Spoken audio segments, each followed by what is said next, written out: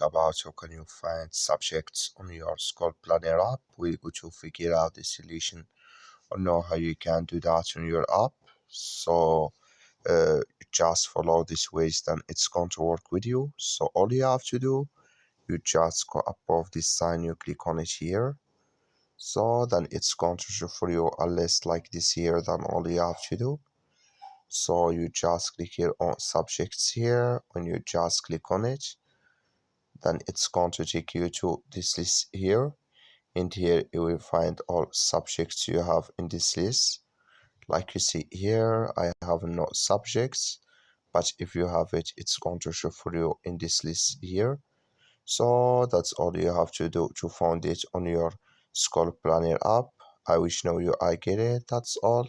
Thank you for watching. Don't forget to support us by liking and subscribe.